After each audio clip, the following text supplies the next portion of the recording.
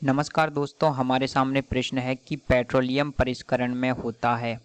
Option 1 है निर्वात आशवन, option 2 है आंशिक आशवन, ऑप्शन 3 है वाष्प आशवन, ऑप्शन 4 है आपके साधारण आशवन। तो हमको बताना है कि आपके पास में जो पेट्रोलियम आपको मिलता है जो कैसा होता है, आपके अशुद्ध होता है जो पेट्रोलियम, जिससे आपके शुद्ध डीजल और केरोसिन प्राप्त किए जाते हैं।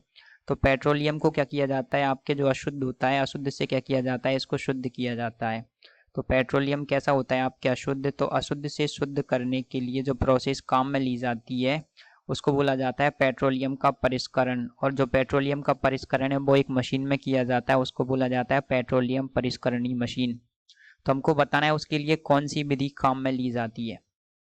तो दोस्तों ये एक स्टैंडर्ड विधि है कि पेट्रोलियम के परिष्करण के लिए आपके जो आंशिक आशवन होता है, या फिर जिसको आप प्रवाजी आशवन भी कहते हैं, आंशिक आशवन या प्रवाजी आशवन विधि काम में ली जाती है। इस विधि के अंदर क्या होता है कि जो पेट्रोलियम होता है उसमें क्या होते हैं, विभिन्न सारे अवयव होते हैं। जैसे कि पेट्रोलियम में आपके एक तो पेट्रोल होता है, इसके अलावा आपके क्या होता है, डीजल होता है, इसके अलावा आपके केरोसिन होता है, पेट्रोल होता है, डीजल होता है, केरोसिन होता है। इसके अलावा भी बहुत सारे छोटे छोटे अन्य अवयव रहते हैं जैसे कि बिटुमिन वगैरह।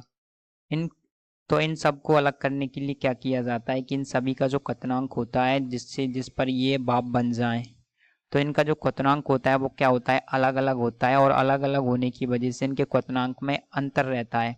तो इसी अंतर की वजह से क्या किया जाता है, इनको गर्म किया जाता है। तो गर्म करने पर क्या होता है, जिसका सबसे कम क्वथनांक है वो क्या होता है, वो सबसे पहले वाष्प बन करके उड़ जाता है। फिर उसके बाद टेम्परेचर को और बढ़ाया जाता है, उसके बाद जिसका क्वथनांक होगा उससे ज़्यादा फिर वो उड़ जाएगा।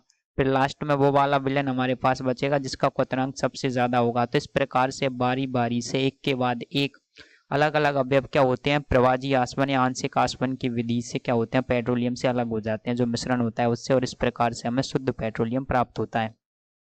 तो पेट्रोलियम परिष्करण में क्या होता है दोस्तों, इसके लिए हमारा आंसर है कि पेट्रोलियम परिष्करण में आपके प्रवाजी आसवन या आंशिक आसवन होता है, निर्वात आसवन नहीं होता, आपके भाप आसवन नहीं होता, और इसके अलावा आपके साधारण आसवन भी नहीं होता। यहाँ पर होता है प्रवाजी आसवन, आंशिक आसवन, जो कि आपके जो जो भी इसके अवयव रहते हैं उनके जो क्वथनांक होता है, क्वथनांक के अंतर पर आधारित रहता है आपके प्रवाजी आसवन। उम्मीद आप समझ गए होंगे कि पेट्रोलियम परिष्करण में क्या होता है। तो इसका आंसर है आपके आंशिक आसवन या प्रवाजी आसवन, ऑप्शन नंबर 2। Thank you.